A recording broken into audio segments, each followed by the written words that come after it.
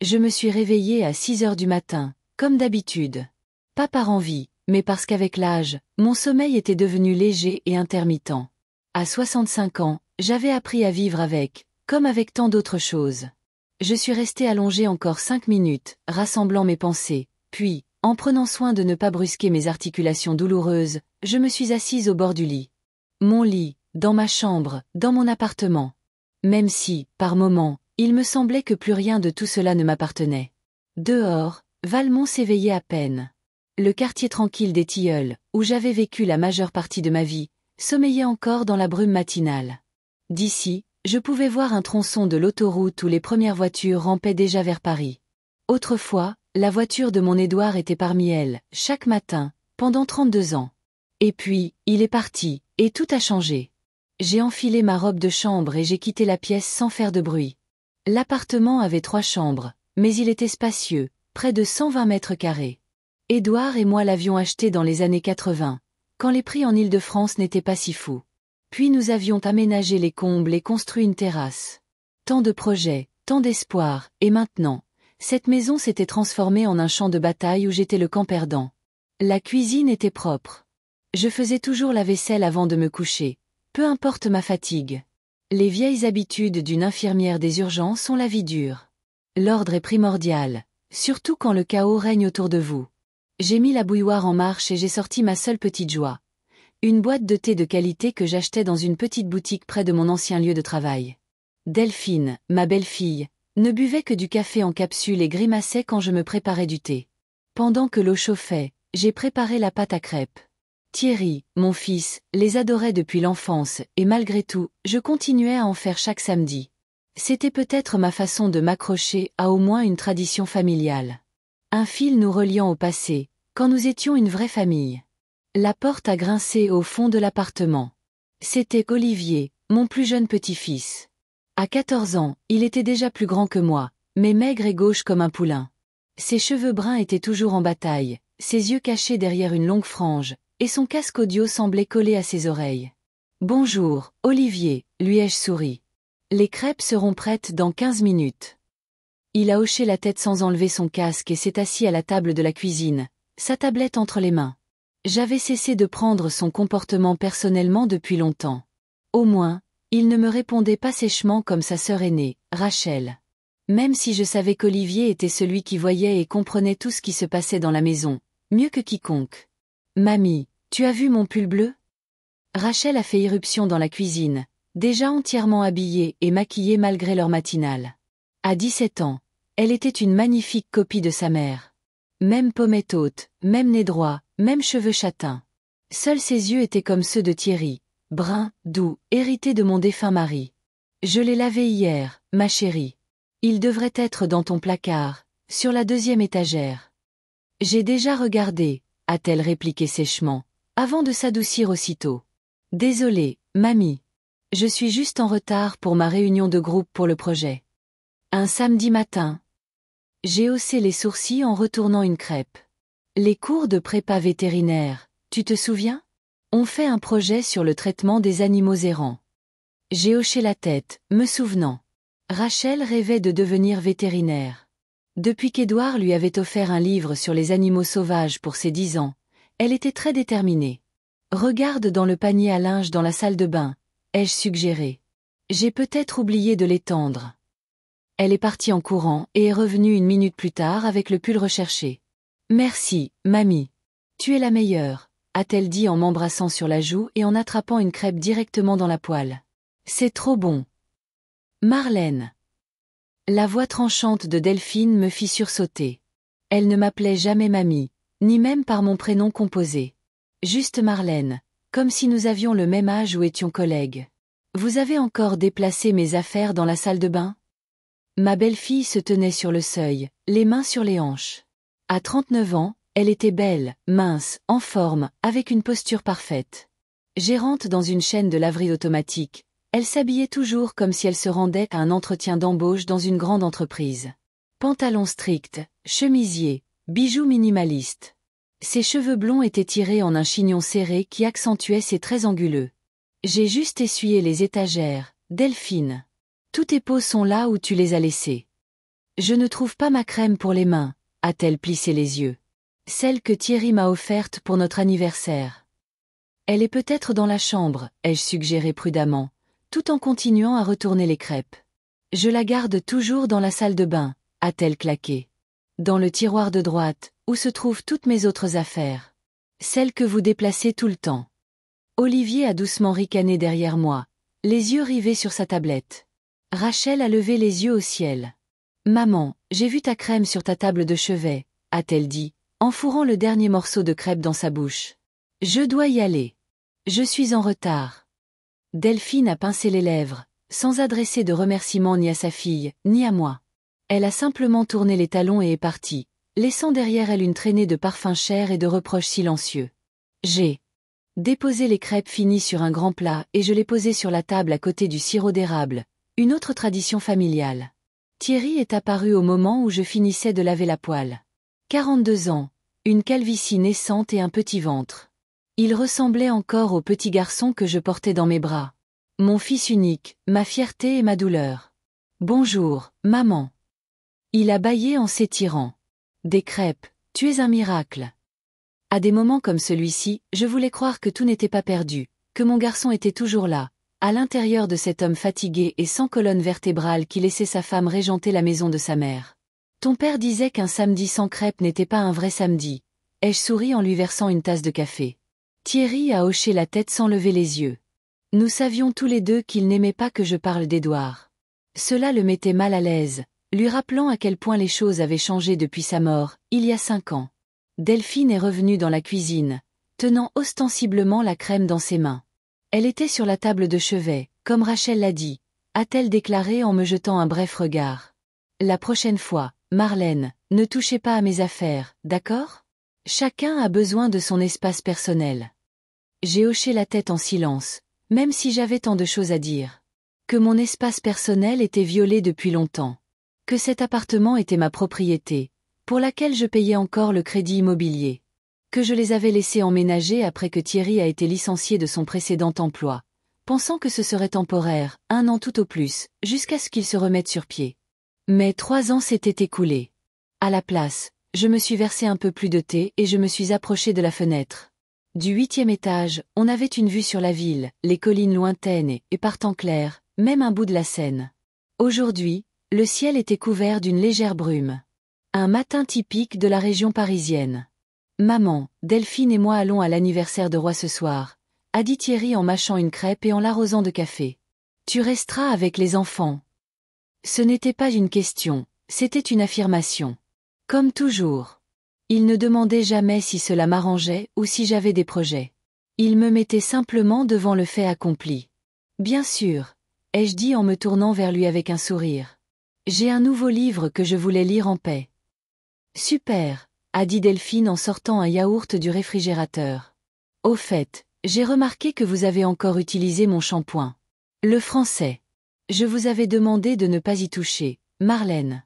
Il est cher. Et je l'achète spécialement pour mes cheveux. Je n'avais pas touché à son shampoing.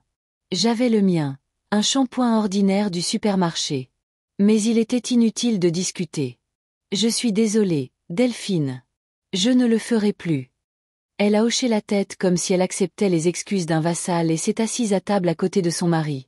Ils ont commencé à discuter de leur plan pour la soirée, m'ignorant complètement. J'ai fini mon thé, mis la tasse dans le lave-vaisselle et quitté la cuisine, soulagée de pouvoir retourner dans ma chambre. En passant devant la chambre d'Olivier, j'ai entendu une musique douce. Il était retourné dans sa chambre juste après le petit déjeuner. La porte était entr'ouverte et j'ai jeté un coup d'œil. Mon petit-fils était assis devant son ordinateur, complètement absorbé par un jeu. Ses fines épaules étaient tendues, ses doigts se déplaçant rapidement sur le clavier. « Olivier, tu veux aller te promener aujourd'hui ? Il fait beau. » Il s'est retourné, enlevant son casque une seconde. « Je ne peux pas, mamie. J'ai un tournoi en ligne. C'est un jeu d'équipe, je ne peux pas laisser tomber les gars. » Je comprends. J'ai souri une fois de plus. Puis il a hoché la tête et a remis son casque. Nous allions souvent nous promener au parc ensemble. Je lui montrais différentes plantes et lui racontais des histoires de mon travail au SAMU. Mais depuis 1 an, il s'était de plus en plus renfermé, préférant le monde virtuel au monde réel. Je ne lui en voulais pas. Il y avait une tension constante ici, dans l'appartement. Dans ma chambre, je me suis assise sur le lit et j'ai sorti un vieil album photo de la table de chevet. J'ai feuilleté les pages familières. Notre mariage avec Édouard, la naissance de Thierry, ses premiers pas, les vacances scolaires, la remise des diplômes. Le voici nous présentant Delphine. Jeune, amoureux, heureux. Voici les premières photos avec Rachel nouveau-née, puis avec Olivier. Les dernières photos avec Édouard, déjà grisonnant, mais toujours fort et plein d'énergie. Qui aurait pu savoir qu'une crise cardiaque l'emporterait si soudainement? Après sa mort, j'ai tenu bon du mieux que je pouvais. J'ai continué à travailler au SAMU pendant encore 2 ans avant de prendre ma retraite. Quelques mois plus tard, Thierry a perdu son emploi d'ingénieur dans une entreprise de BTP. Il m'a appelé aussitôt. Maman, nous avons besoin d'un peu de temps pour nous remettre sur pied. Pouvons-nous rester chez toi? Juste pour 1 an, au maximum. Bien sûr, j'ai accepté. Comment aurais-je pu refuser à mon fils unique? Ils ont vendu leur maison pour payer leurs dettes qui, comme je l'ai appris plus tard, étaient principalement des dettes de jeu. Thierry était devenu accro aux paris sportifs. Ils ont emménagé chez moi. Thierry a trouvé un emploi d'opérateur dans une usine de pièces automobiles, avec une baisse de salaire significative. Delphine a continué à travailler comme administratrice à la laverie. Ils n'avaient assez d'argent que pour le strict nécessaire et l'éducation de leurs enfants. Je ne leur ai pas demandé de payer pour le logement, seulement ma part des charges. Mais peu à peu, tout a commencé à changer. Delphine a commencé à me donner des ordres. Dans la cuisine, à réorganiser les meubles et à commenter mes habitudes. Thierry se taisait et essayait de ne pas s'impliquer.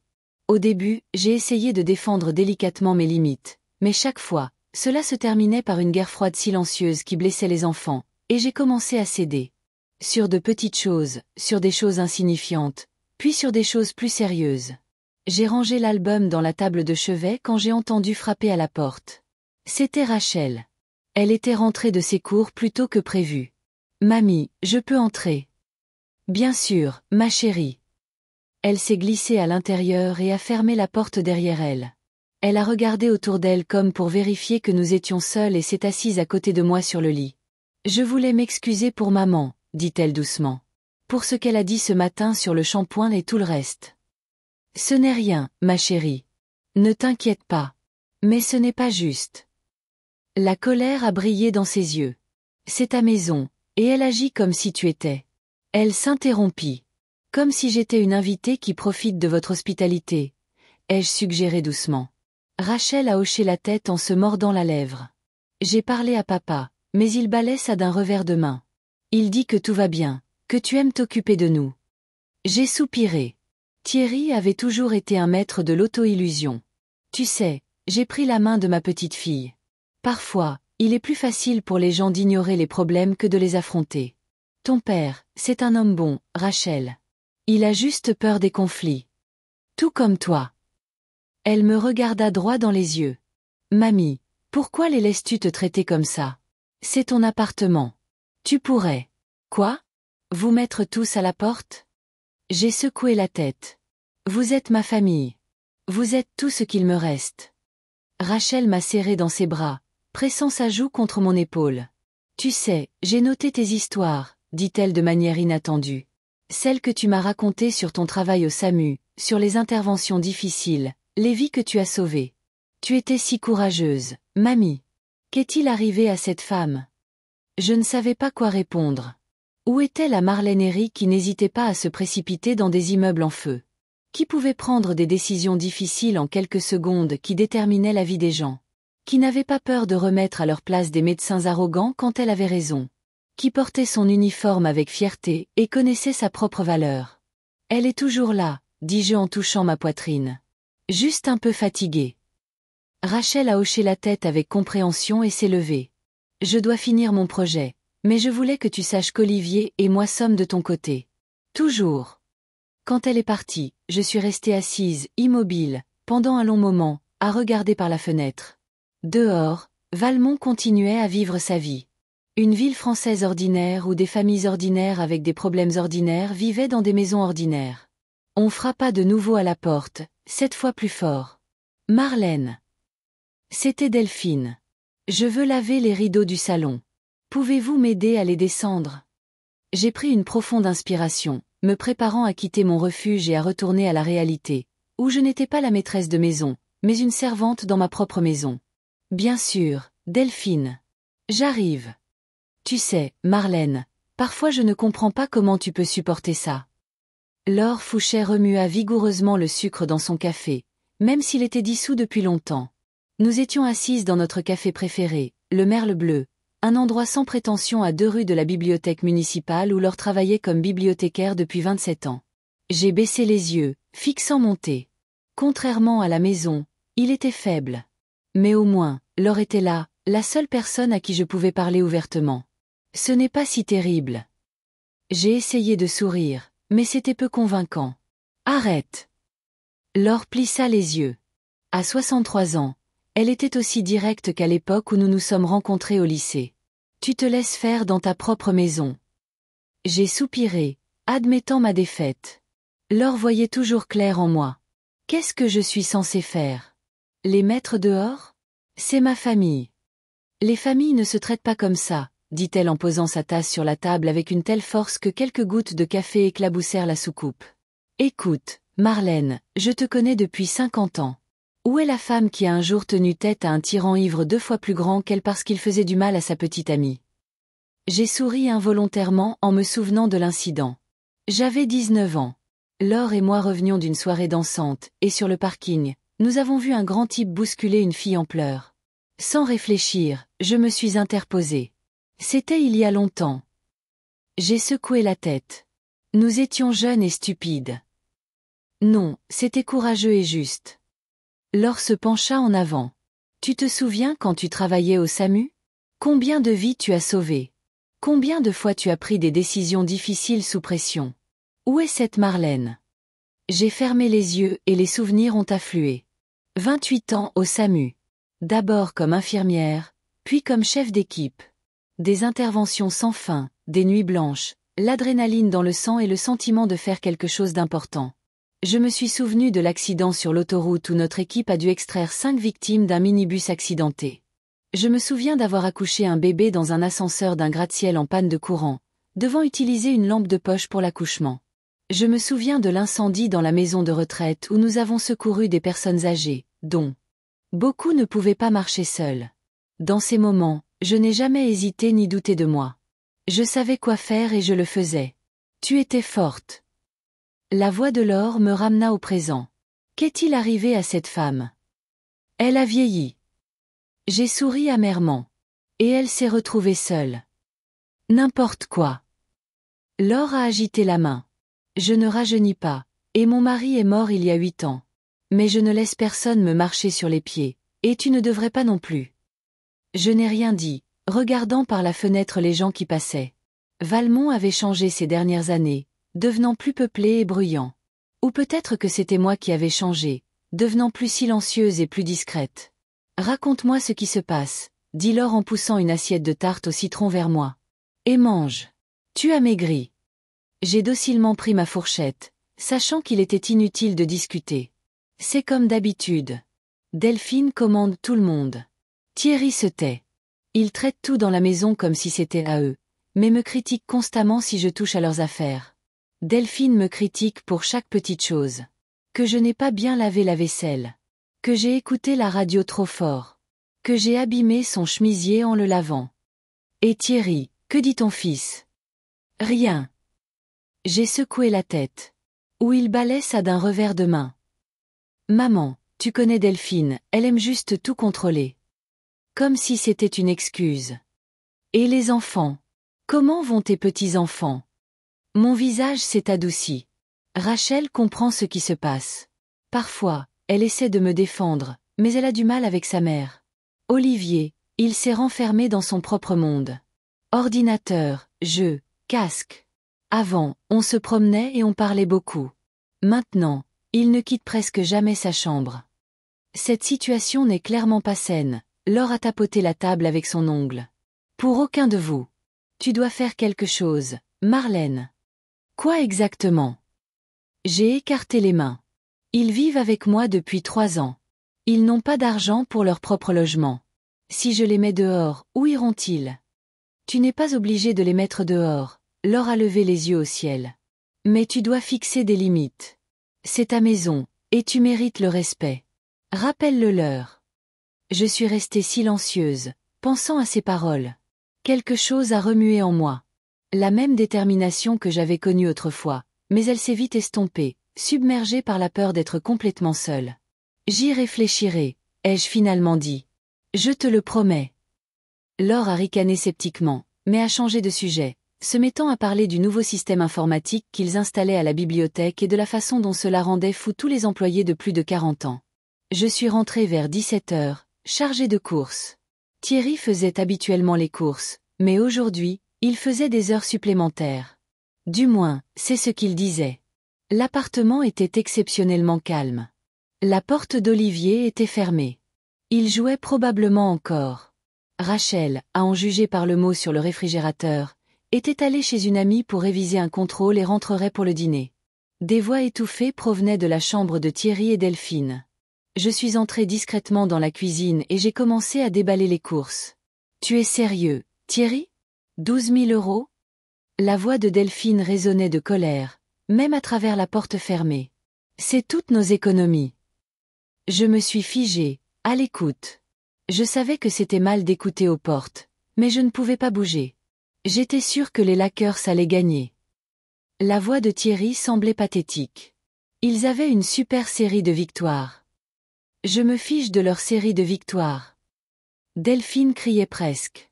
Nous avons économisé cet argent pour l'apport d'une maison, pour enfin se tirer d'ici. J'ai couvert ma bouche avec ma main. 12 000 euros.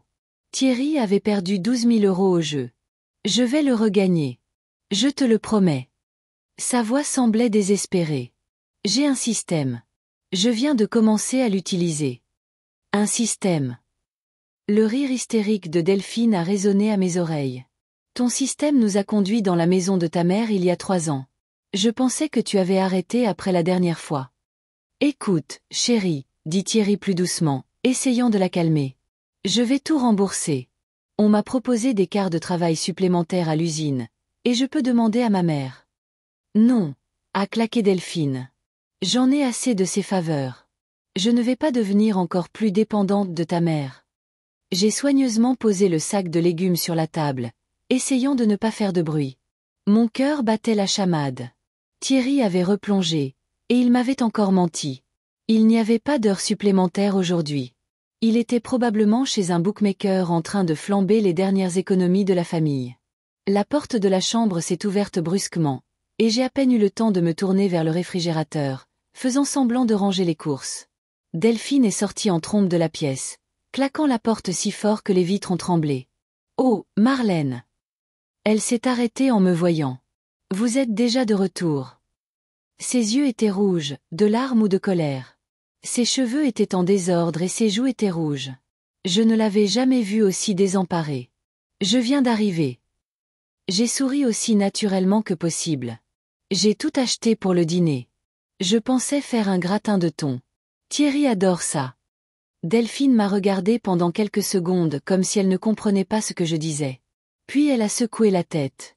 Faites ce que vous voulez, dit-elle. Je sors. Ne m'attendez pas pour le dîner. Elle a attrapé son sac et sa veste sur le porte-manteau dans le couloir et s'est précipitée hors de l'appartement, claquant la porte derrière elle. J'ai expiré lentement, réalisant seulement maintenant que j'avais retenu ma respiration. Thierry est sorti de la chambre, pâle et le regard vide. Il s'est arrêté sur le seuil de la cuisine, hésitant à entrer. « Tu as tout entendu, n'est-ce pas ?» demanda-t-il doucement. J'ai hoché la tête, ne voyant aucun intérêt à faire semblant. 12 000 euros, Thierry. Ma voix tremblait. Comment as-tu pu? Il a baissé les yeux, et j'ai vu non pas un homme de 42 ans devant moi, mais un petit garçon qui avait cassé la fenêtre du voisin avec un ballon et avait peur de l'admettre. Je pensais que j'aurais de la chance cette fois, marmonna-t-il. J'ai étudié les statistiques, tout calculé. Ne fais plus ça, dis-je en tendant la main et en prenant la sienne. S'il te plaît, Thierry, tu te détruis, toi et ta famille. Il a hoché la tête, ne me regardant toujours pas. Je sais. Je vais arrêter. Je le promets. Cette fois, pour de bon. Nous savions tous les deux que c'était un mensonge. Il avait promis la même chose après chaque perte. Et pourtant, il retournait toujours au jeu dès qu'il avait de l'argent. Va te reposer, dis-je en le poussant doucement vers la chambre. Je t'appellerai quand le dîner sera prêt. Resté seul, j'ai continué à cuisiner machinalement, mais mes pensées étaient loin. Les paroles de Laure résonnaient dans ma tête. Tu te laisses faire. Et maintenant ça. Thierry avait tout perdu, et Delphine était furieuse. Je savais par expérience que sa colère se déverserait inévitablement sur moi, le maillon le plus faible à leurs yeux. Rachel est revenue vers 19h, pleine de vie et d'énergie. Salut, mamie. Elle m'a embrassée sur la joue. Comment s'est passée ta journée? Tu as vu Laure? Oui, nous avons passé un bon moment. J'ai souri, ne voulant pas la charger de mes problèmes. Comment se passent tes révisions? Super. Je pense que je suis prête. Elle a jeté un coup d'œil dans le four. Gratin de thon. Où est maman? Elle est sortie. J'ai haussé les épaules. Elle a dit de ne pas l'attendre pour le dîner. Rachel a froncé les sourcils. Ils se sont encore disputés avec papa? Je l'ai entendu crier ce matin. J'ai hésité, ne sachant pas quoi dire. Je ne voulais pas donner une mauvaise image de Thierry devant sa fille, mais je ne voulais pas non plus mentir. Ils ont eu un désaccord, ai-je finalement dit. Je pense qu'ils ont besoin d'un peu de temps pour se calmer. Rachel a hoché la tête avec compréhension. Ce n'était pas la première fois que ses parents se disputaient. Je vais chercher Olivier pour le dîner, dit-elle en se dirigeant vers la chambre de son frère. Le dîner s'est déroulé dans un silence tendu. Thierry touchait à peine à sa nourriture, bien qu'il dévorait habituellement mon gratin avec avidité. Olivier, comme toujours, était perdu dans ses pensées, et Rachel a essayé d'alléger l'atmosphère avec des histoires sur l'école, mais a vite abandonné, sentant l'humeur générale. Après le dîner, j'ai envoyé les enfants faire leurs devoirs et j'ai commencé à faire la vaisselle. Thierry a aidé silencieusement à débarrasser la table et est allé dans le salon regarder la télévision, son refuge habituel face aux problèmes. Delphine est revenue vers 22h. Je venais de finir de repasser et j'allais me coucher. En entendant la porte d'entrée s'ouvrir, je me suis figée, m'attendant à une autre explosion de colère. Mais au lieu de cela, j'ai entendu un rire de femme. Delphine n'était pas seule. Entre, Nathalie. La voix de ma belle-fille semblait détendue, voire joyeuse. Thierry dort probablement déjà et la vieille ne sortira sûrement pas le nez de sa chambre. Je suis restée figée sur le seuil de ma chambre, n'osant pas sortir. La vieille? Parlait-elle de moi? Tu es sûre? La deuxième voix féminine semblait incertaine. Il est tard. Je ne veux déranger personne. Allons, c'est ma maison, a balayé Delphine. Je peux inviter qui je veux, quand je veux. Je me suis mordu la lèvre, sentant une vague d'indignation monter en moi. Sa maison. Après 3 ans à vivre à mes crochets, elle considérait cet appartement comme le sien. Comment ça se passe, de vivre avec la mère de ton mari? La voix de Nathalie semblait curieuse. Ce n'est pas trop étroit. Je les ai entendus aller dans la cuisine, des verres ont teinté. Delphine a dû sortir le vin. C'est temporaire. La voix de Delphine semblait confiante. Nous avons presque économisé pour l'apport de notre propre maison. Mensonge. Après la perte de Thierry aujourd'hui, il ne leur restait plus rien. Mais bien sûr, ce n'est pas tout rose, continua Delphine en baissant la voix. Mais je pouvais encore entendre chaque mot dans le silence de l'appartement. Marlène met son nez partout, déplace nos affaires et fait constamment la morale aux enfants, surtout à Rachel. Elle est déjà comme une grand-mère. Je compatis, dit Nathalie. Ma belle-mère était une vraie plaie jusqu'à ce qu'elle déménage en Floride. La meilleure décision de sa vie. Elles ont ri toutes les deux et j'ai senti une boule se former dans ma gorge. C'était donc ça. J'étais une plaie pour eux? Une nuisance? Le plus dur, c'est de faire semblant d'apprécier toutes ces faveurs, dit Delphine, faisant clairement des guillemets en l'air. Ses dîners, sa lessive, son ménage, comme si nous ne pouvions pas nous en sortir sans elle. Pourquoi le supporter? La voix de Nathalie semblait sincèrement perplexe. Pourquoi ne pas simplement déménager? L'argent, soupira Delphine. Tu sais combien coûte un logement à Valmont de nos jours? Et depuis que Thierry a été rétrogradé au travail. Elle s'interrompit. Bref, il faut supporter le vieux boulet, mais ce ne sera plus pour longtemps. Je te le promets. Le vieux boulet. C'est ainsi qu'elle me voyait. C'est ce que j'étais devenue dans ma propre maison. J'ai doucement fermé la porte de la chambre et je me suis assise sur le bord du lit, sentant mes mains trembler. Les larmes me piquaient les yeux, mais je ne les ai pas laissées couler. Des années de travail au SAMU m'avaient appris à retenir mes émotions jusqu'au bon moment. J'ai regardé mes mains, ridées avec des veines saillantes, mais toujours des mains fortes qui avaient tenu des nouveau-nés et fermé les yeux des mourants. Des mains qui avaient suturé des plaies et redressé des os cassés. Des mains qui, selon Delphine, n'étaient plus qu'un outil pour servir sa famille. Tu te laisses faire. La voix de Laure a résonné dans ma tête. Et pour la première fois depuis longtemps, j'ai admis qu'elle avait raison. J'avais laissé faire. J'étais devenue invisible dans ma propre maison. Un vieux fardeau. Quelque chose s'est fissuré en moi, comme la glace sur une rivière au printemps. Une fissure fine, à peine perceptible. Mais je savais que de telles fissures avaient tendance à s'agrandir. La semaine qui a suivi cette conversation que j'avais surprise s'est éternisée dans une angoisse sourde. J'ai essayé d'agir normalement. Je préparais le petit déjeuner, nettoyais l'appartement, faisais la lessive. Tous ces rituels quotidiens qui étaient devenus une seconde nature. Mais quelque chose avait changé en moi. Les mots de Delphine, vieux boulet, résonnaient à mes oreilles chaque fois que je voyais ma belle-fille. Thierry était déprimé et silencieux. Delphine l'ignorait ostensiblement au dîner, ne parlant qu'aux enfants. J'ai remarqué que Rachel et Olivier échangeaient des regards inquiets, sentant la tension croissante. Vendredi soir, je finissais de dépoussiérer le salon quand j'ai entendu la porte d'entrée claquer. Delphine était rentrée du travail plus tôt que d'habitude, et quelque chose dans sa démarche, dans le claquement énergique de ses talons sur le parquet, me disait qu'elle avait des nouvelles. « Oh, Marlène, vous êtes là !» dit-elle en jetant son sac sur le canapé et en balayant la pièce d'un regard évaluateur. « Parfait, il faut qu'on parle. » J'ai soigneusement posé le chiffon et je me suis redressée. « Il s'est passé quelque chose, Delphine. »« Oui. Et quelque chose de merveilleux. » Elle a souri, de ce sourire spécial qui n'atteignait jamais ses yeux. « J'ai eu une promotion. Je suis maintenant responsable de la chaîne de laverie de notre secteur. »« Félicitations, » dis-je sincèrement. « C'est une excellente nouvelle. »« Oui, le salaire est meilleur et les perspectives de carrière aussi, » dit-elle en regardant la pièce comme si elle évaluait la situation. « Mais il y a une condition. Je dois faire une partie du travail à distance, depuis la maison.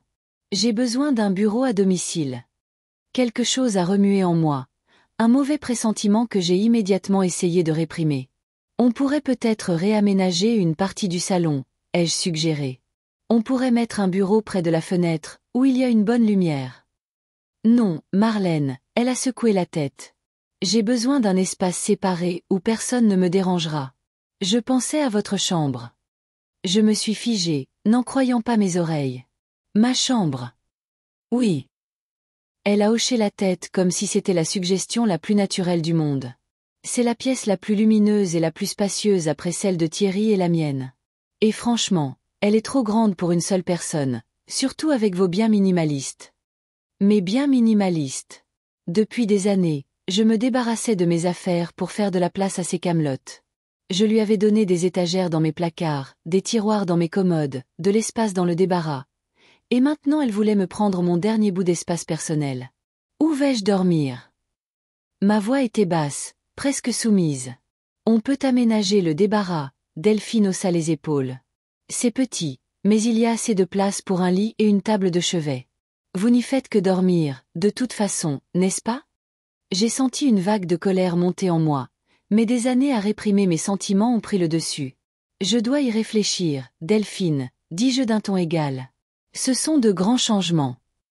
Bien sûr, réfléchissez Y, a-t-elle souri avec condescendance, comme si elle parlait à un enfant. Mais j'aimerais commencer le réaménagement demain. Les meubles de bureau seront livrés mercredi. Elle les avait déjà commandés. Sans même me demander, sans en discuter, elle avait simplement décidé qu'il en serait ainsi. En as-tu discuté avec Thierry? Ai-je demandé, espérant que mon fils essaierait au moins de me défendre. Bien sûr, m'a-t-elle balayé d'un revers de main. Il est tout à fait d'accord. C'est notre chance de nous remettre enfin sur pied après les récents événements. Les récents événements. C'est ainsi qu'elle appelait la perte de 12 000 € de Thierry. Je vais lui parler, dis-je, sentant un étrange calme grandir en moi. Pas de l'humilité, mais autre chose. Quelque chose de dangereux. S'il vous plaît, Delphine haussa les épaules. Ne tardez pas trop à vous décider. J'ai déjà commandé la peinture pour les murs. Je pense que le gris clair sera du plus bel effet. Elle a tourné les talons et est entrée dans la cuisine, me laissant debout au milieu du salon avec un chiffon à poussière à la main. Ma maison, ma chambre, ma vie. Et ils allaient tout changer sans mon consentement. Thierry est rentré du travail vers 19 heures. Je l'attendais dans la cuisine en train de préparer son rôti préféré. Delphine était partie à une réunion avec ses collègues, et les enfants étaient chez un ami. Nous étions seuls, mère et fils, comme au bon vieux temps où Édouard était en déplacement professionnel, et Thierry et moi organisions des soirées spéciales avec des jeux de société et des biscuits faits maison. Ça sent incroyablement bon, maman. Il a souri en entrant dans la cuisine, mais son sourire s'est estompé quand il a vu l'expression de mon visage. Quelque chose ne va pas. Delphine m'a parlé de sa promotion. Je lui ai désigné une chaise. Assieds-toi. Parlons. Il s'est léché nerveusement les lèvres, mais a obéi. Oui, c'est une excellente nouvelle. Son salaire va presque doubler et elle veut prendre ma chambre pour son bureau, l'ai-je interrompu. C'est vrai que tu as accepté. Thierry a baissé les yeux et j'ai su immédiatement quelle serait sa réponse. Maman, c'est seulement temporaire, a-t-il commencé à expliquer. Dès que nous aurons économisé pour l'apport de la maison. Après que tu aies perdu 12 000 euros. J'ai secoué la tête. Thierry, te rends-tu compte que tu me demandes d'emménager dans un débarras, une pièce sans fenêtre de la taille d'un placard? On le rendra confortable, dit-il, ne me regardant toujours pas. On mettra un bon lit, des lampes. Il ne s'agit pas du lit, ai-je soupiré. Il s'agit de respect. C'est ma maison, Thierry. Je paie toujours le crédit. Je sais. Il s'est affaissé encore plus.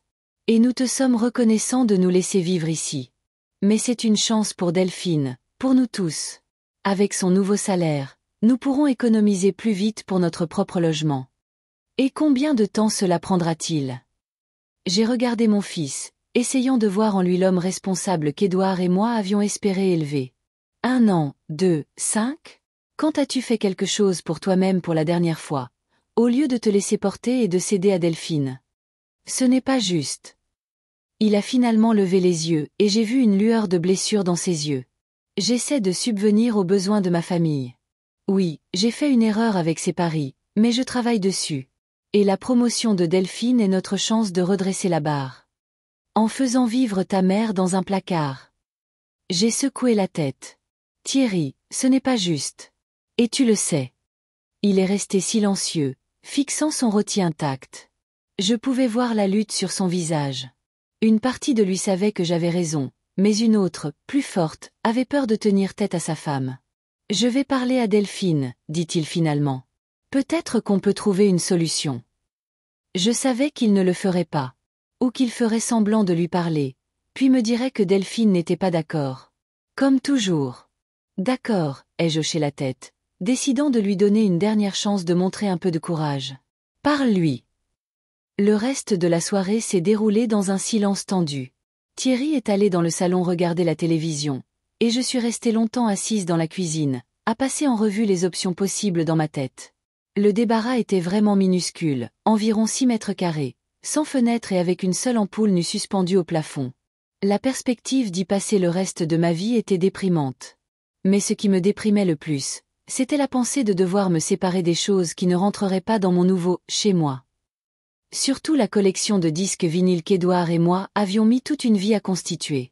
Plus de 200 albums, du jazz classique au rock des années 60. Il n'y aurait certainement pas de place pour eux dans le débarras. Le lendemain matin, je me suis réveillée au son de meubles qu'on déplaçait. En jetant un coup d'œil hors de ma chambre, j'ai vu Delphine et Thierry dans le salon. Ils déplaçaient le canapé contre le mur pour faire de la place. Que se passe-t-il? Je suis sortie vers eux, enroulant ma robe de chambre autour de moi. On se prépare à réarranger les meubles. Delphine a souri, mais ses yeux sont restés froids. Thierry a dit que vous aviez tout discuté hier. J'ai regardé mon fils, qui évitait soigneusement mon regard. Nous avons parlé, dis-je lentement. Mais je n'ai pas donné mon consentement. Oh! Delphine s'est redressée, et le sourire a disparu de son visage. Je pensais que c'était réglé. Les meubles de bureau sont livrés mercredi, et nous voulions commencer à repeindre la pièce aujourd'hui. Je n'ai pas encore décidé, Delphine. J'ai croisé les bras sur ma poitrine. C'est un grand changement. J'ai besoin de temps. Il n'y a pas de temps. Elle a claqué. Je dois commencer à travailler de la maison lundi. Si la pièce n'est pas prête, je pourrais perdre cette opportunité. Maman. Thierry m'a finalement regardé. S'il te plaît, c'est très important pour nous. J'ai senti la colère monter en moi. Ils ne m'avaient même pas demandé. Ils avaient juste tout décidé pour moi, confiants que je céderais encore. Je dois y réfléchir, dis-je fermement. Ne touchez à rien dans ma chambre tant que je n'ai pas pris de décision. Mais, a commencé Delphine. Non. J'ai levé la main, l'arrêtant. C'est ma chambre, dans ma maison. J'ai le droit d'y réfléchir. Sans attendre de réponse, je suis retournée dans ma chambre et j'ai fermé la porte. Mon cœur battait la chamade.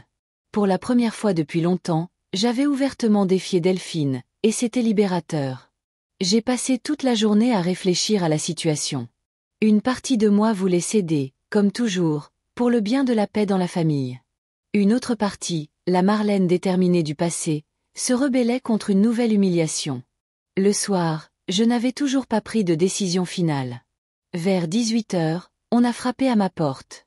Rachel se tenait là avec une tasse de thé. « Je t'ai apporté de la camomille », dit-elle en me tendant la tasse. « Je peux entrer ?» J'ai hoché la tête et l'ai laissé entrer. « J'ai entendu ce qui se passe », dit-elle en s'asseyant sur le bord du lit. « Ce n'est pas juste, mamie. Ils ne peuvent pas t'expulser dans le débarras. »« Ils pensent qu'ils le peuvent », dis-je avec un sourire amer en m'asseyant à côté d'elle. Et pour être honnête, je leur ai laissé. Croire que je céderais à n'importe quel argument. Mais pas cette fois, n'est-ce pas? Rachel m'a regardé avec espoir. Tu ne seras pas d'accord. J'ai soupiré en regardant les étagères de disques qui tapissaient le mur. Chacun contenait des souvenirs. Édouard et moi dansant sur Frank Sinatra pour notre premier anniversaire. Le petit Thierry s'endormant sur les berceuses d'Ella Fitzgerald. Nos soirées de jeux en famille avec les disques des Beatles en fond sonore. Je ne sais pas, dis-je honnêtement. Je ne veux pas causer de problème. Allons. Rachel a pris ma main. Ce sont eux qui causent des problèmes, pas toi. C'est ta maison. À ce moment-là, la porte s'est ouverte brusquement, sans qu'on frappe. Delphine se tenait sur le seuil avec un mètre ruban à la main. « Oh, vous êtes là », dit-elle en nous jetant un rapide coup d'œil. « Rachel, va aider ton père avec les cartons dans le salon. »« Quels cartons ?»« Pour tes affaires. » Delphine est entrée dans la pièce et a commencé à mesurer le mur. J'ai décidé de ne pas perdre de temps. On commencera à emballer demain pour pouvoir peindre les murs dimanche. Je n'ai pas donné mon consentement, Delphine. Ma patience s'épuisait. Et je vous ai demandé de ne pas toucher à ma chambre. Marlène, soupira-t-elle avec une patience feinte. On ne peut pas attendre éternellement. Il faut prendre une décision maintenant. Et j'ai pris la mienne, dis-je fermement. La réponse est non. Je ne déménage pas dans le placard. Delphine se figea, le maître ruban à la main. Rachel retint son souffle. Comment ça, non? Delphine se tourna lentement vers moi. Ce n'est pas sujet à discussion. J'ai besoin d'un bureau, et j'ai besoin de cette pièce. Je l'ai regardé droit dans les yeux, sans détourner le regard. Trouver une autre solution. Comme quoi? Delphine croisa les bras sur sa poitrine. Convertir la chambre de Rachel ou d'Olivier. Ce sont des enfants. Ils ont besoin d'espace pour étudier. Et moi, je n'ai pas besoin d'espace. J'ai senti une vague d'indignation monter en moi. Je ne suis pas une personne. Vous êtes à la retraite, a claqué Delphine. Que allez-vous faire dans une si grande pièce? Regardez le plafond. Le placard est bien assez grand pour vous. Rachel a halté devant une telle impolitesse. Maman, comment peux-tu dire ça? Mêle-toi de tes affaires. Delphine a lancé un regard furieux à sa fille. Va voir ton père, j'ai dit. Non. Rachel s'est tenue à côté de moi. Je reste avec mamie. C'est sa chambre, et tu n'as pas le droit de la mettre dehors. Thierry est apparu sur le seuil, attiré par les voix élevées. Que se passe-t-il ici? Il a regardé sa femme, sa fille et sa mère. Ta mère refuse de déménager, dit Delphine sèchement. Elle dit qu'elle a besoin de cette pièce. Pourquoi, je me demande. Pour ces vieilleries? Elle a désigné les étagères de disques. Ce ne sont pas des vieilleries. J'ai fait un pas en avant, sentant quelque chose se briser en moi. C'est la collection d'Édouard et la mienne. Notre vie, nos souvenirs. Édouard est parti depuis 5 ans. Delphine a levé les yeux au ciel. Il est temps de passer à autre chose. Ces disques ne font que prendre la poussière. Tu pourrais les vendre. Je pense que certains valent beaucoup d'argent. Les vendre?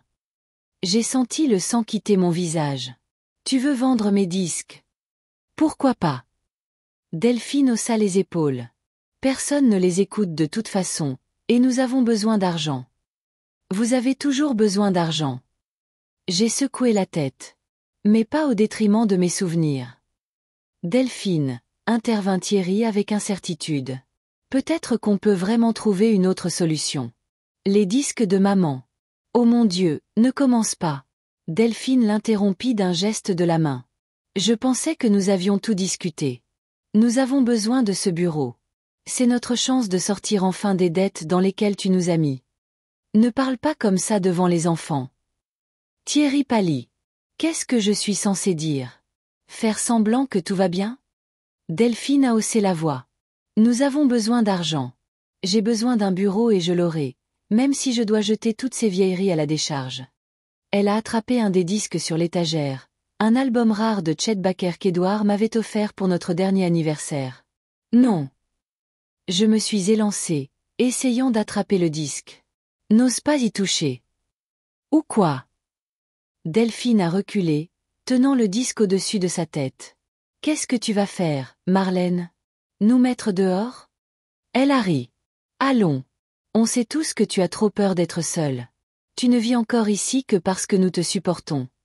Le silence qui a suivi a été assourdissant. Je me suis figée, incapable de croire à ce que j'entendais.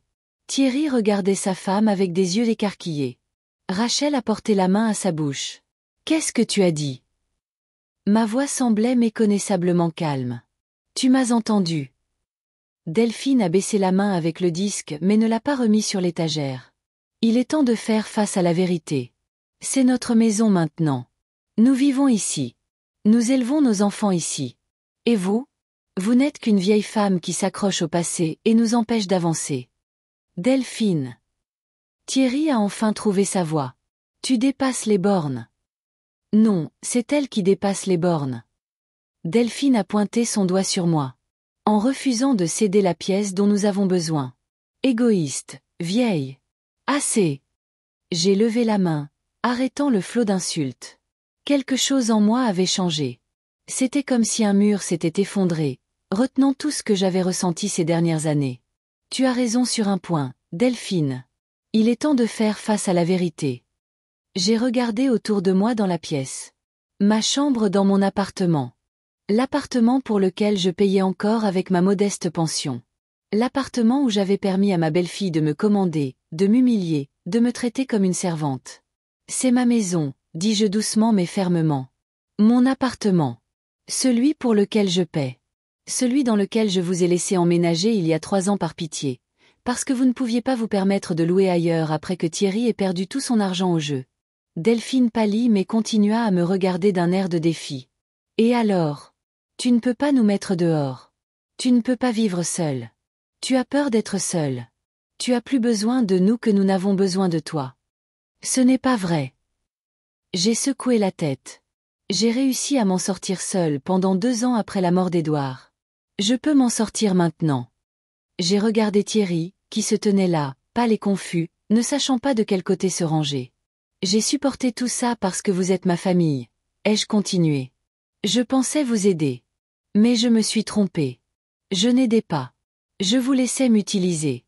Et ça se termine maintenant. Je me suis approchée de Delphine et j'ai doucement mais fermement pris le disque de ses mains et l'ai remis sur l'étagère. Personne ne touche à mes affaires, dis-je. Personne ne prend ma chambre. Et si ça ne vous plaît pas, alors vous devrez trouver un autre endroit où vivre. Après notre dispute, un silence oppressant s'est abattu sur l'appartement. Delphine m'a lancé un regard assassin, est entrée dans sa chambre et a claqué la porte derrière elle. Thierry est resté sur le seuil de ma chambre, voulant clairement dire quelque chose, mais incapable de se décider quoi, et a simplement haussé les épaules et suivi sa femme. Rachel m'a serré fort dans ses bras et a murmuré « Je suis fière de toi, mamie », avant de se rendre dans sa chambre. Même Olivier, qui ne quittait habituellement jamais sa chambre, a ouvert sa porte en douce et m'a regardé avec une nouvelle expression, de la surprise ou du respect. J'étais restée seule, le cœur battant et les mains tremblantes, mais étrangement calme. C'était comme si je m'étais débarrassée d'un lourd fardeau que je portais depuis des années. Il était tard, vers 23 heures, mais je savais que je ne pourrais pas dormir. Au lieu de cela, j'ai sorti un vieil album photo que je gardais dans le tiroir du bas de ma commode et je me suis assise sur le lit avec. En feuilletant les pages, je me suis plongée dans les souvenirs. Nous voici avec Édouard, jeune, souriant, plein d'espoir, debout devant cet appartement même le jour où nous avons signé les papiers. C'était en 1987. Nous avions un peu plus de 30 ans, et Thierry en avait 5. Il nous tenait la main, si petit avec ses cheveux en bataille et un sourire de travers. Sa dent de devant venait de tomber. Notre maison, avait dit Édouard en passant son bras autour de mes épaules. On l'a fait, Marlène. Notre propre maison. Nous avions travaillé comme des fous pour économiser pour l'apport. Édouard faisait des doubles quarts de travail à l'usine et je travaillais de nuit à l'hôpital. Nous économisions surtout. Mangeant des pâtes bon marché, achetant des vêtements dans des friperies, renonçant aux vacances. Mais cela en valait la peine. Le sentiment que l'on éprouve en entrant dans sa maison en sachant que personne ne peut vous mettre dehors est inestimable. J'ai tourné la page. Nous voici en train de rénover le salon. Édouard peint les murs en jean taché de peinture. Je lave les fenêtres avec un foulard sur la tête.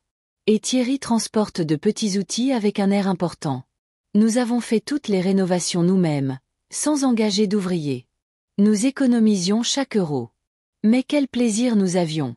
Nous mettions la musique à fond, chantions, dansions avec des pinceaux et des balais, faisions des pauses pour manger des pizzas que nous commandions malgré notre frugalité. De petites célébrations au milieu de nos journées de travail chargées. La photo suivante est notre pendaison de crémaillère. Nos amis, nos proches et nos collègues s'entassaient dans le salon. Tout le monde a apporté des cadeaux. Certains des rideaux, d'autres des casseroles, d'autres des pots de fleurs. Laure, la voilà dans le coin avec un verre de vin, riant à la blague de quelqu'un, nous a offert le premier disque de notre future collection. Time Out of Mind de Bob Dylan. Commencez par les classiques, avait-elle dit. Et c'est ce que nous avons fait. Chaque mois, peu importe si l'argent était serré, nous achetions un nouveau disque. C'était notre rituel. Après la paix, nous allions chez le disquaire et passions un long moment à choisir, nous consultant mutuellement. Jazz, rock, blues, classique. Notre collection s'est agrandie, reflétant nos goûts et nos humeurs changeants. J'ai fermé l'album et je me suis approchée des étagères de disques. J'ai passé mes doigts sur les tranches, lisant les titres familiers. Chacun était un morceau de ma vie avec Édouard.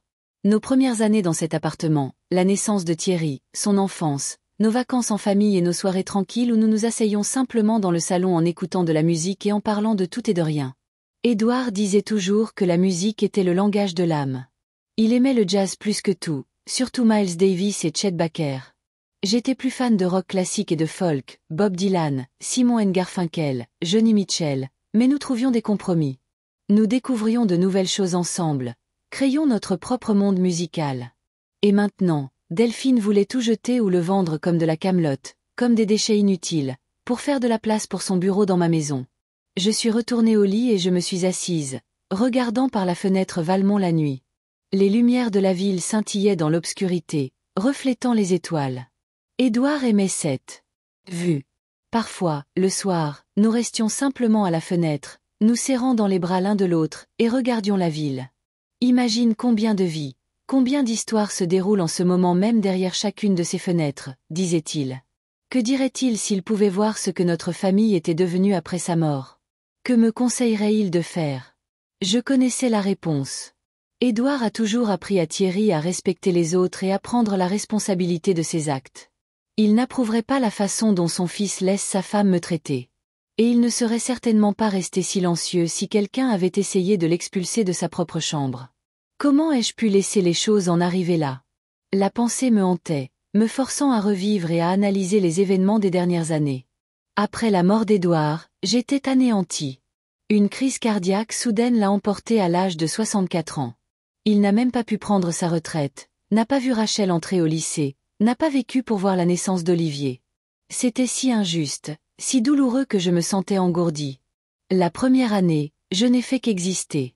Aller au travail, rentrer à la maison, faire les choses machinalement. Thierry et sa famille me rendaient visite chaque week-end, apportant de la nourriture, aidant au ménage, me tenant compagnie. Je leur étais reconnaissante de leur soutien. Et puis, quand Thierry a perdu son travail, je n'ai pas hésité à leur proposer d'emménager avec moi. Cela semblait la solution parfaite pour tout le monde. Ils n'auraient pas à payer de loyer, et je ne serais pas seule. De plus, je pourrais passer plus de temps avec mes petits-enfants. Au début, tout s'est bien passé. Delphine cuisinait. Thierry aidait aux réparations et aux gros travaux. Et les enfants remplissaient l'appartement de vie et de rire. Mais progressivement, presque imperceptiblement, l'équilibre des pouvoirs a commencé à changer. Au début, c'était de petites choses. Delphine a réarrangé les meubles de la cuisine pour plus de commodité sans me demander mon avis. Puis elle a commencé à acheter des aliments que je n'ai jamais mangés, expliquant qu'ils étaient meilleurs pour moi. Puis la routine quotidienne a commencé à tourner autour de leur emploi du temps, pas du mien. Et à un moment donné, j'ai réalisé que je demandais la permission d'allumer la télévision dans mon propre salon. Je les ai laissés faire. Je me justifiais à moi-même. Ils sont jeunes. Ils ont leur propre vie. Je ne veux pas m'immiscer. Ce n'est pas important. Ce ne sont que de petites choses, pour le bien de la paix dans la famille, pour ne pas me retrouver seule. Mais maintenant, en regardant la situation de l'extérieur, j'ai réalisé que je m'étais trahie. Et pas seulement moi-même. J'ai trahi la mémoire d'Édouard, la vie que nous avons vécue, les valeurs qui nous étaient chères. Nous n'aurions jamais permis à quiconque de nous donner des ordres ou d'établir des règles dans notre maison. Et maintenant, Delphine voulait m'expulser de ma propre chambre, vendre ma collection de disques et celle d'Édouard, et m'enfermer dans un placard sans fenêtre. Et elle avait l'audace de dire qu'elle me supportait dans ma propre maison. Non. Cela devait cesser. J'ai ouvert le tiroir de ma table de chevet et j'ai sorti un dossier de documents. L'acte de propriété de l'appartement, le crédit immobilier, les polices d'assurance. Tout était à mon nom et à celui d'Édouard, et après sa mort, seulement au mien. Thierry et Delphine n'avaient aucun droit légal sur cette propriété. Ils n'étaient là que parce que je le leur permettais, et il était temps de le leur rappeler. J'ai décidé que le matin, j'irais à la banque, puis chez un avocat. Je devais savoir exactement quels étaient mes droits et comment je pouvais les protéger. Fini les concessions, fini les compromis au détriment de ma dignité. Avec cette pensée, je me suis finalement couchée. Et pour la première fois depuis longtemps, je me suis endormie presque immédiatement, sans les habituels retournements et pensées anxieuses. Le matin m'a accueilli avec un soleil radieux et un silence inhabituel. J'ai regardé par la fenêtre. La voiture de Thierry était sur le parking, ce qui signifiait qu'il n'était pas parti. Il m'évitait probablement juste après hier. Je me suis rapidement habillée, choisissant mon meilleur tailleur pantalon, celui que je portais pour les réunions importantes à l'hôpital. Bleu marine, austère, inspirant la confiance. J'ai tiré mes cheveux en un chignon soigné, et j'ai même mis un peu de maquillage léger. En me regardant dans le miroir, je n'ai pas vu une grand-mère abattue, mais une professionnelle, une femme qui connaissait sa valeur. Quand j'ai quitté la chambre, j'ai trouvé Thierry dans la cuisine. Il était assis devant une tasse de café, l'air de ne pas avoir dormi de la nuit. « Bonjour », dis-je d'un ton neutre.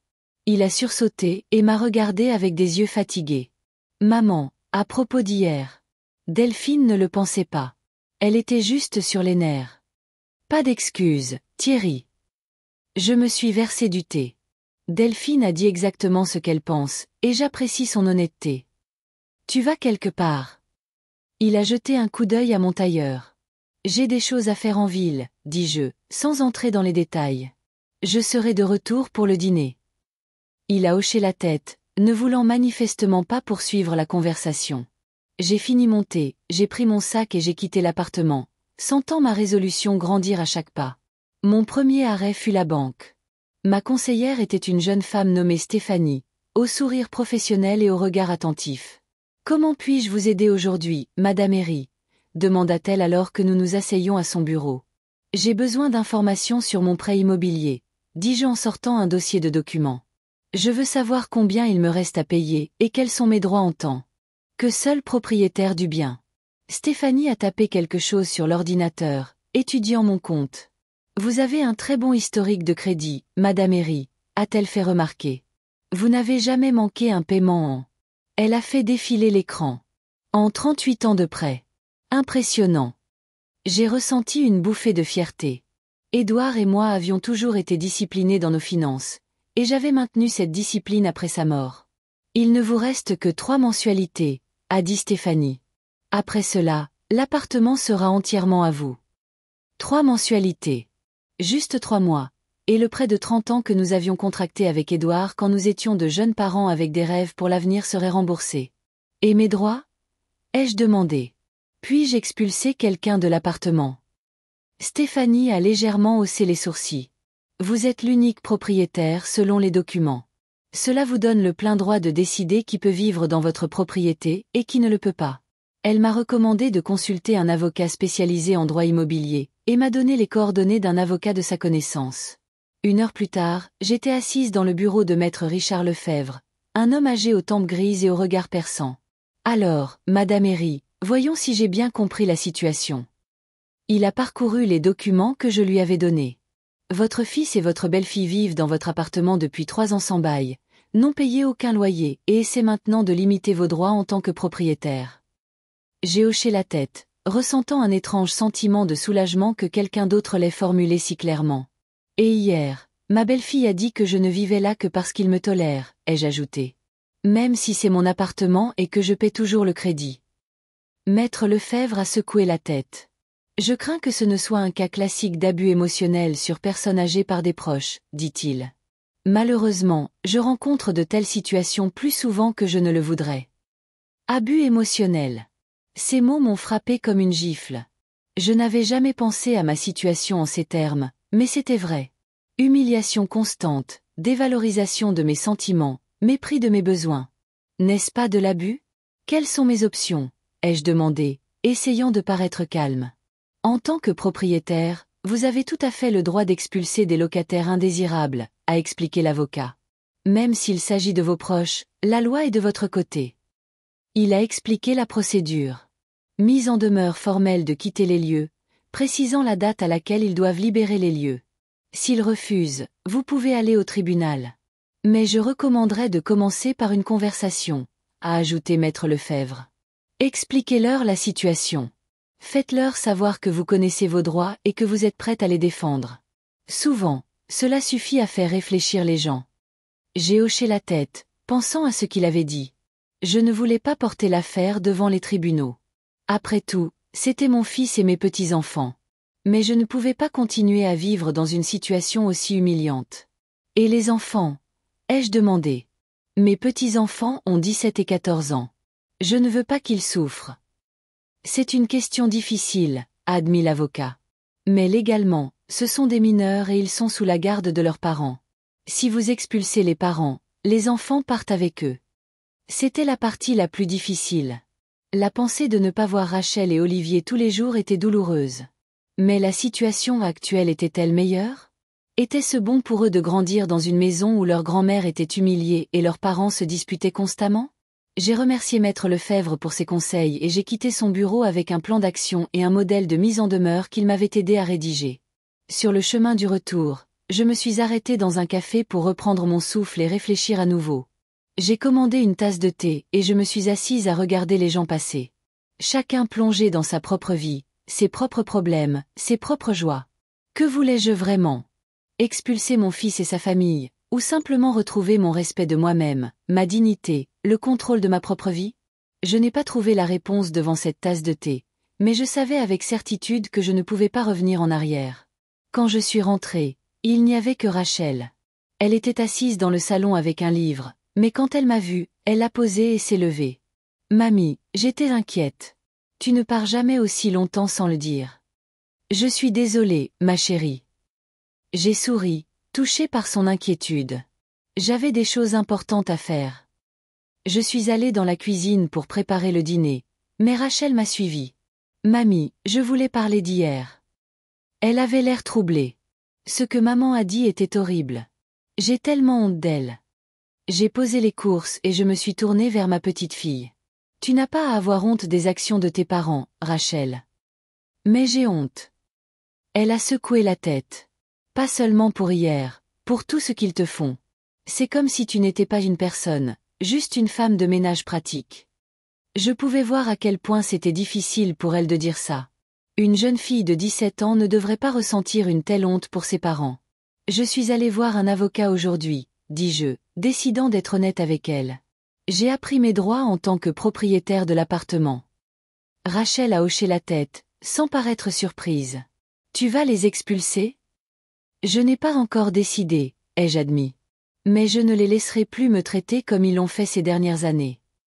Je comprends, dit-elle doucement. Et je te soutiendrai dans ta décision, quelle qu'elle soit. Même si nous devons déménager. Ces paroles m'ont profondément touchée. Cette jeune fille faisait preuve de plus de maturité et de compréhension que ses parents. Merci, ma chérie. Je l'ai serrée dans mes bras. Quoi qu'il arrive, je serai toujours là pour toi. Tu le sais, n'est-ce pas? Elle a hoché la tête, se pressant contre moi. Je sais. Et je serai là pour toi aussi. Nous sommes restés là quelques minutes, trouvant du réconfort l'une dans l'autre. Puis je me suis écartée et j'ai essuyé mes yeux. Je vais me changer, dis-je. Ensuite, je préparerai le dîner. Dans ma chambre, je me suis assise sur le lit, regardant les étagères de disques, les photographies, toutes les choses qui composaient ma vie. Et je savais que je ne pouvais plus laisser personne la dévaloriser. Je me suis levée et j'ai sorti une vieille valise du placard. Celle qu'Édouard et moi avions utilisée pour nos seules vacances ensemble à Hawaï, pour lesquelles nous avions économisé pour notre 20e anniversaire de mariage. Je l'ai ouverte sur le lit et j'ai commencé à emballer soigneusement mes affaires. J'avais pris ma décision. Je n'allais pas remettre la conversation à plus tard. Ce soir-là, alors que toute la famille était réunie pour le dîner, j'ai annoncé ma décision. J'ai des nouvelles, ai-je dit alors que tout le monde commençait à manger. Je vais passer une semaine chez Laure. Thierry se figea, sa fourchette à la main. Delphine leva les yeux et Rachel échangea un rapide regard avec Olivier. Chez Laure? Demanda Thierry. C'est inattendu. Pourquoi? J'ai continué à manger calmement. Nous prévoyons de passer du temps ensemble depuis longtemps. Elle a récemment mis à jour sa collection de livres et veut me montrer ses nouvelles acquisitions. C'était à moitié vrai. Laure et moi avions en effet discuté qu'il serait agréable de passer quelques jours ensemble, mais nous n'avions pas fait de plan précis. Cependant, après avoir consulté mon avocat, j'ai appelé mon amie et lui ai tout raconté. Elle m'a immédiatement proposé de m'héberger. Quand partez-vous? La voix de Delphine trahissait son irritation mal dissimulée. Demain matin, dis-je en étalant du beurre sur mon pain comme si je discutais de la chose la plus ordinaire du monde. Demain. Delphine a posé sa fourchette. Mais nous avons des projets pour le week-end. Qui va cuisiner? Qui va s'occuper des enfants? Je pouvais à peine réprimer un sourire. Bien sûr, la première pensée était de savoir qui allait les servir. Ce ne sont plus des bébés, Delphine, ai-je fait remarquer. Rachel a 17 ans, Olivier 14. Ils peuvent prendre soin d'eux-mêmes pendant quelques jours. Et pour ce qui est de la cuisine, j'ai haussé les épaules. Je suis sûre que vous vous en sortirez très bien. Après tout, c'est votre maison, comme vous l'avez récemment souligné. Delphine rougit, mais ne dit rien, ne voulant manifestement pas commencer une autre dispute devant les enfants. Thierry avait l'air confus. Tu es sûre, maman? Peut-être que tu pourrais reporter. Je suis débordée au travail et je rentrerai tard. Non, Thierry. J'ai secoué la tête. Mes plans sont déjà fixés. Laure m'attend et je veux faire une pause après tout ce qui s'est passé récemment. Il y eut une pause gênante. Tout le monde savait à quoi, tout ce qui s'est passé, faisait référence. D'accord, dit finalement Thierry. Bien sûr, maman. Tu as besoin d'une pause. On se débrouillera. Rachel a croisé mon regard de l'autre côté de la table et a légèrement hoché la tête. Elle comprenait ce qui se passait et me soutenait. Je peux cuisiner, a-t-elle proposé. Pendant que tu es absente, mamie, je connais toutes tes recettes. Merci, ma chérie. Je lui ai souri. Mais n'en fais pas trop. Tu as assez à faire. Le reste du dîner s'est déroulé dans un silence tendu. Delphine piquait ostensiblement dans son assiette, touchant à peine à sa nourriture. Thierry avait l'air perdu, comme un enfant qui avait soudain réalisé que ses parents n'étaient pas tout-puissants et ne seraient pas toujours là. Olivier, comme d'habitude, a rapidement fini son repas et a demandé la permission de quitter la table pour retourner à ses jeux vidéo. Seule Rachel s'est comportée normalement, parlant des nouvelles de l'école et des projets pour le week-end. Après le dîner, je me suis retirée dans ma chambre pour finir de faire mes valises. Je pliais soigneusement des vêtements dans ma valise quand on a frappé à la porte. C'était Thierry. « Je peux entrer ?» Il se balançait incertainement d'un pied sur l'autre sur le seuil. « Bien sûr », dis-je en lui faisant signe d'entrer. Il est entré, a regardé autour de lui comme s'il voyait ma chambre pour la première fois, et s'est assis sur le bord du lit. « Maman, je voulais m'excuser », a-t-il commencé. « Pour Delphine, pour moi, pour tout ce qui s'est passé. » J'ai continué à faire mes valises sans le regarder. « Tu sais, Thierry, les excuses n'ont d'importance que si elles sont suivies de changements. »« Je comprends, » dit-il en baissant la tête. « Et je promets que tout va changer. Nous trouverons une autre solution avec le bureau de Delphine. Elle parlera à son patron. Il ne s'agit pas du bureau. » Je me suis finalement tournée vers lui. Il s'agit de respect, de compréhension des limites, de réaliser que c'est ma maison et que je mérite d'y être traité comme un être humain. Thierry a hoché la tête, ne levant toujours pas les yeux. « Je sais, et c'est de ma faute. J'aurais dû arrêter ça il y a longtemps. »« Oui, tu aurais dû, ai-je convenu. Mais tu as choisi la voie de la moindre résistance. Comme toujours. » Il a tressailli à ces mots, et j'ai eu un peu pitié de lui. Mon fils avait toujours été faible de volonté, préférant céder pour éviter les conflits depuis son enfance. Édouard avait essayé de lui apprendre à se défendre, mais apparemment, c'était juste un trait de caractère qui ne pouvait pas être changé. « Je vais changer, » dit-il avec une détermination inattendue. « Je te prouverai que je peux être différent. »« D'accord, » ai-je hoché la tête. « J'attendrai. » Il s'est levé, voulant clairement dire autre chose, mais a changé d'avis et m'a juste serré brièvement dans ses bras, maladroitement, comme il ne l'avait pas fait depuis des années. « Bon voyage, maman, » dit-il, et il est parti. J'ai fermé la porte derrière lui et je suis retournée à mes valises, me demandant s'il tiendrait vraiment sa promesse. Une partie de moi voulait le croire, mais une autre, plus réaliste, en doutait. Trop de fois, il avait dit une chose et en avait fait une autre. Tôt le matin, alors que tout le monde dormait encore, j'ai fini de faire mes valises et j'ai appelé un taxi. J'ai laissé un mot dans la cuisine leur rappelant des choses simples, arroser les fleurs, nourrir les poissons de l'aquarium et mettre en marche le lave-vaisselle. Les tâches ménagères habituelles qu'ils oublieraient sûrement sans mes rappels. Laure m'a accueilli à bras ouverts. « Bienvenue au quartier général de la Résistance », a-t-elle ri en m'aidant avec ma valise. « Tu l'as enfin fait, Marlène. Je suis fière de toi. » Sa maison, un petit pavillon confortable dans un quartier calme de Valmont, était l'opposé complet de mon appartement. Il y avait des livres partout, des coussins colorés, des souvenirs inhabituels de ses voyages, des peintures d'artistes locaux. Il n'y avait aucune trace de la rigueur ou de l'ordre strict que Delphine appréciait tant. « La chambre d'amis est à toi. » Laure m'a montré une petite mais lumineuse chambre donnant sur le jardin. « Fais comme chez toi.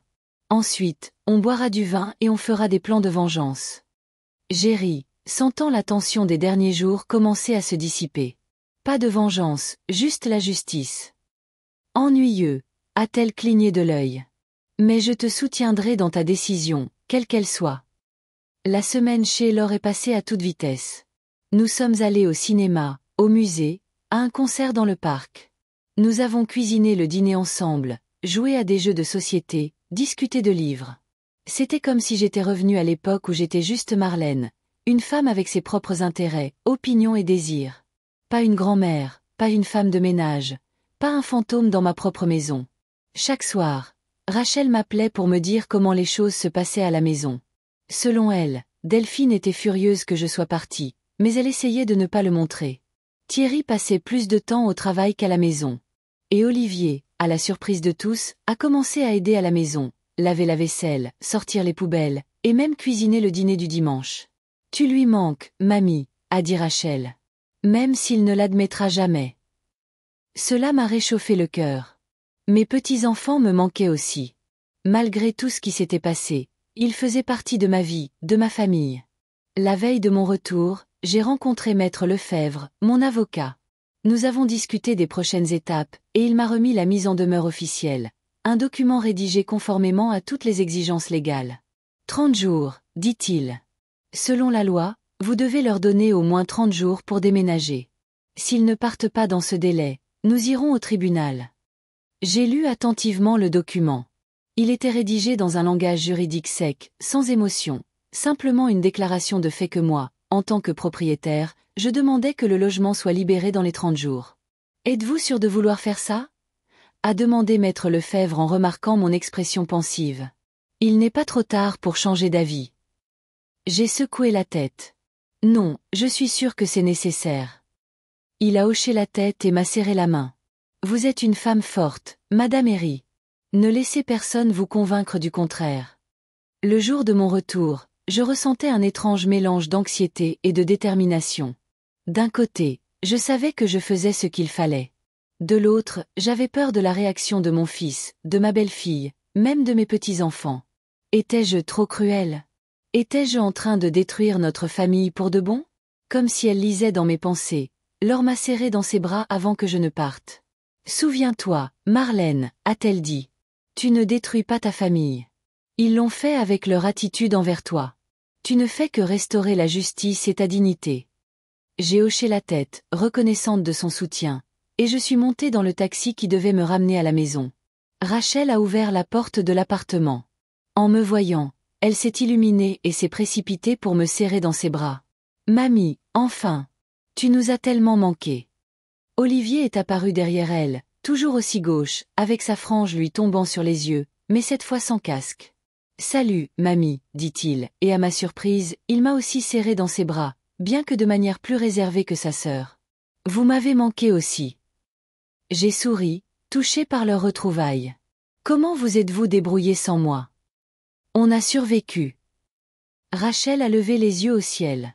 Maman a essayé de cuisiner, mais disons qu'on a beaucoup commandé à emporter. J'ai ri et je suis entrée dans l'appartement. La première chose que j'ai remarquée, c'est le désordre. Ce n'était pas catastrophique, mais c'était notable. Des choses n'étaient pas à leur place. Il y avait de la poussière sur les étagères et de la vaisselle sale dans l'évier. Tout ce que je gardais habituellement en ordre sans même y penser. Maman et papa sont à la maison. Ai-je demandé en enlevant mon manteau. Papa est dans le salon, a répondu Rachel. Maman est au travail, mais elle ne devrait pas tarder à rentrer. J'ai hoché la tête et je me suis dirigée vers le salon. Thierry était assis sur le canapé, happant distraitement les chaînes de télévision. En entendant mes pas, il a levé les yeux. Maman, a-t-il sauté? Tu es de retour. Comme tu le vois, ai-je souri, remarquant à quel point il avait l'air fatigué. Comment vas-tu? Bien, a-t-il haussé les épaules. Tu t'es bien reposé? Merveilleusement. Je me suis assise dans le fauteuil en face de lui.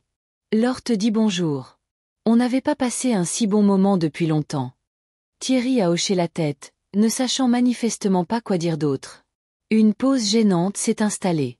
Delphine est toujours au travail, ai-je demandé, même si je connaissais déjà la réponse. Oui, elle travaille tard aujourd'hui. Thierry s'est frotté le cou, un geste qu'il faisait toujours quand il était nerveux.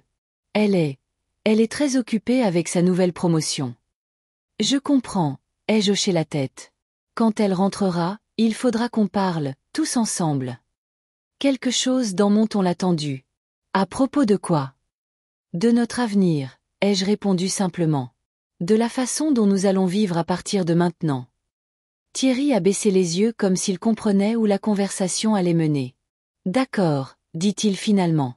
On parlera quand Delphine rentrera. J'ai hoché la tête et je me suis levée. Je vais défaire mes valises et me reposer un peu du voyage. Dans ma chambre, j'ai été soulagée de constater que tout était intact. Personne n'avait touché à mes disques, déplacé les meubles ou préparé la pièce pour la convertir en bureau. C'était un bon signe. Peut-être que Thierry avait vraiment parlé à Delphine comme il l'avait dit. J'ai défait ma valise, j'ai pris une douche et j'ai mis des vêtements propres. Ensuite, j'ai aidé Rachel à préparer le dîner, de simples pâtes avec une sauce aux légumes. Mais après une semaine de livraison et de plats surgelés, les enfants étaient ravis d'avoir un repas fait maison. Delphine est rentrée vers 20h, après que nous ayons fini de dîner et débarrassé la table. Elle est entrée dans l'appartement avec l'air de quelqu'un qui portait le poids du monde sur ses épaules. Oh, Marlène, a-t-elle hoché la tête en me voyant. Vous êtes de retour. Oui, comme promis, ai-je souri. Comment s'est passée votre semaine? Bien, a-t-elle accroché son manteau au porte-manteau. Beaucoup de travail. Les nouvelles responsabilités prennent du temps. Je comprends, ai-je hoché la tête. Thierry a dit que vous restiez tard tous les jours. Oui, elle s'est dirigée vers la cuisine. Sans bureau à la maison, je dois rester plus longtemps au travail. Une allusion subtile que j'ai choisi d'ignorer. Pouvons-nous parler? Ai-je demandé. Tous ensemble. J'ai des nouvelles. Delphine s'est retournée, me regardant avec méfiance. Quelles nouvelles? Allons dans le salon, ai-je suggéré. Pour ne pas avoir à nous répéter. Elle a haussé les épaules et m'a suivi. Thierry était déjà assis là, regardant quelque chose sur son téléphone. Rachel et Olivier nous ont rejoints, s'asseyant l'un à côté de l'autre sur le canapé. Je suis restée debout, sentant que c'était la bonne chose à faire. J'ai beaucoup réfléchi pendant mes vacances chez Laure, ai-je commencé. À notre situation, à la façon dont nous avons vécu ces 3 dernières années, et à la façon dont je veux vivre à partir de maintenant. Delphine a croisé les bras sur sa poitrine, se préparant manifestement à se défendre. Thierry avait l'air alarmé. Et je suis arrivée à la conclusion que cela ne peut plus durer, dis-je en sortant la mise en demeure de ma poche. Alors, j'ai pris une décision. J'ai tendu l'enveloppe à Thierry. Il l'a lentement ouverte, a lu le contenu et son visage est devenu blanc. Qu'est-ce que c'est que ça? Delphine lui a arraché le papier des mains et a rapidement parcouru le texte. C'est quoi cette bêtise? Une mise en demeure? Vous plaisantez? Non, Delphine. J'ai secoué la tête. Je n'ai jamais été aussi sérieuse. Vous ne pouvez pas nous expulser. Elle a froissé le papier. C'est notre maison. Non. Je l'ai regardé calmement dans les yeux. C'est ma maison. Je paie le crédit dessus depuis 38 ans. Je vous ai accueilli ici il y a 3 ans par compassion. Mais vous avez transformé mon hospitalité en un droit de me commander. Delphine avait l'air d'avoir été frappée. Nous vous commandons. Elle a ri, mais il n'y avait aucune joie dans son rire. Nous nous occupons de vous. Nous vous nourrissons, nettoyons après vous, faisons votre lessive. Non, Delphine, j'ai secoué la tête. Je prépare les repas pour toute la famille. Je nettoie l'appartement, je fais votre lessive, et en retour, vous m'appelez un vieux boulet et essayez de m'expulser de ma propre chambre. Delphine a ouvert la bouche pour argumenter, mais n'a pas trouvé de réponse. Maman. Thierry a enfin trouvé sa voie. Discutons-en. Je suis sûre qu'on peut trouver une solution. Trouver une solution, Thierry. J'ai regardé mon fils. Je fais des compromis depuis 3 ans. J'ai cédé sur tout, de l'emplacement des ustensiles de cuisine à l'horaire de visionnage de la télévision. Je me suis tue quand Delphine m'a insulté, a fouillé dans mes affaires et a rabaissé mes sentiments. J'ai supporté que tu perdes ton argent au jeu au lieu d'économiser pour votre propre logement. Je vous ai laissé penser que c'était votre maison, même si les paiements du crédit sortaient de mon compte tout ce temps. Thierry a baissé la tête, reconnaissant la vérité de mes paroles. Et vous savez ce qui est le plus triste? Ai-je continué? Je l'ai fait par amour, parce que vous êtes ma famille.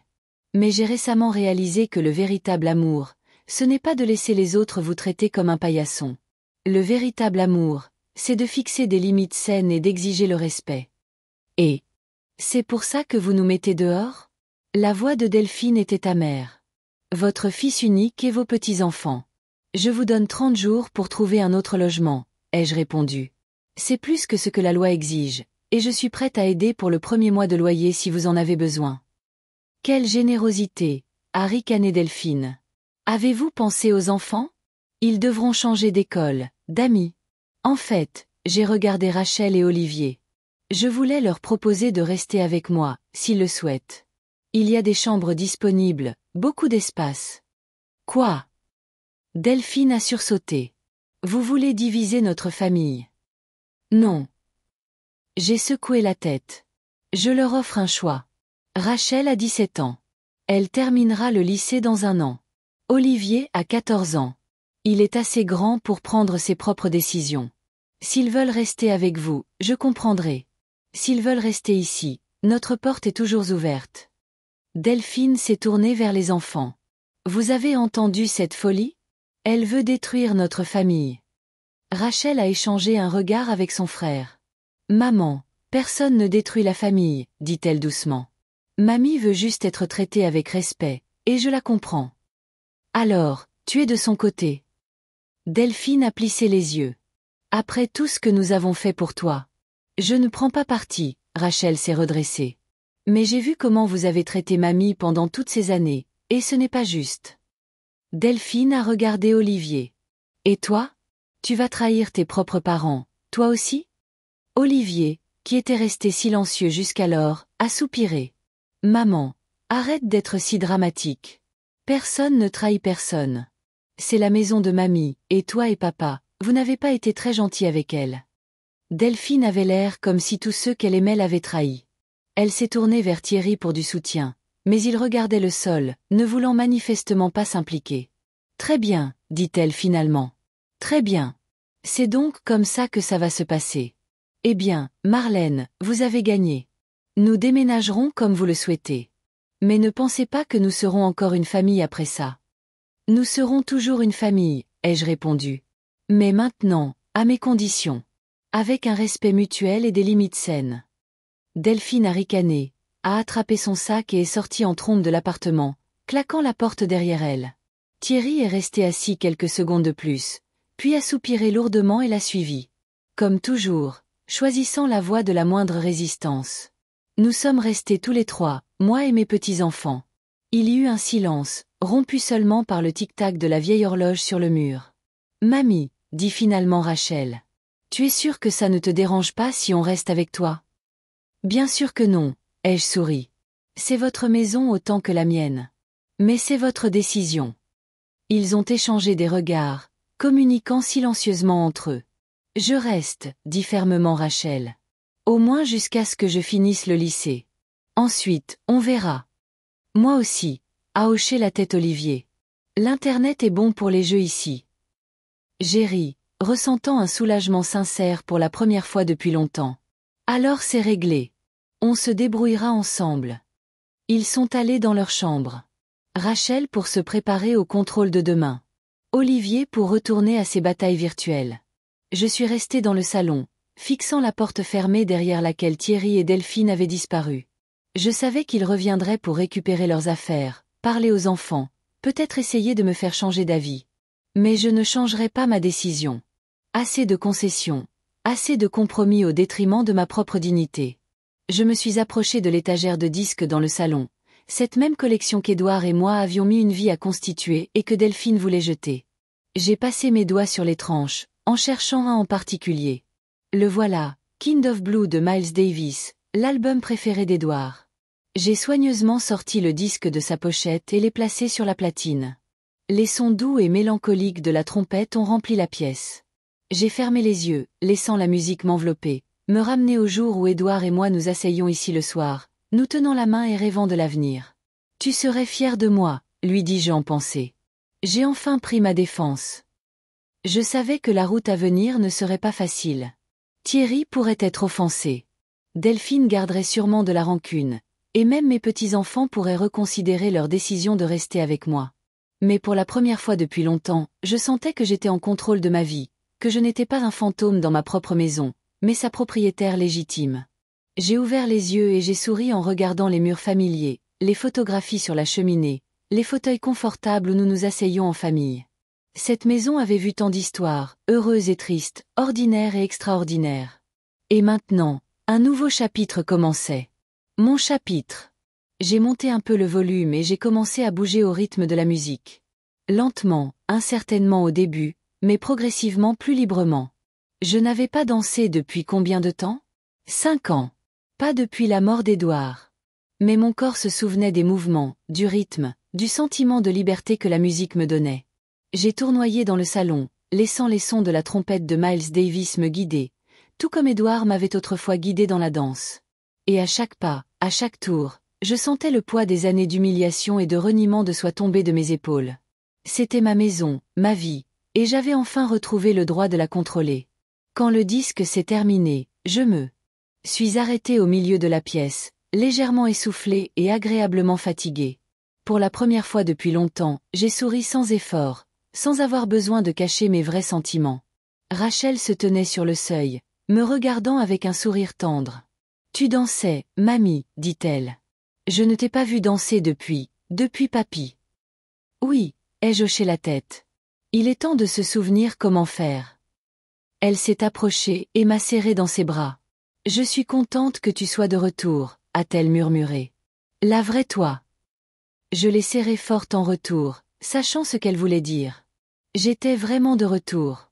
Pas seulement de retour dans cet appartement, mais de retour à moi-même.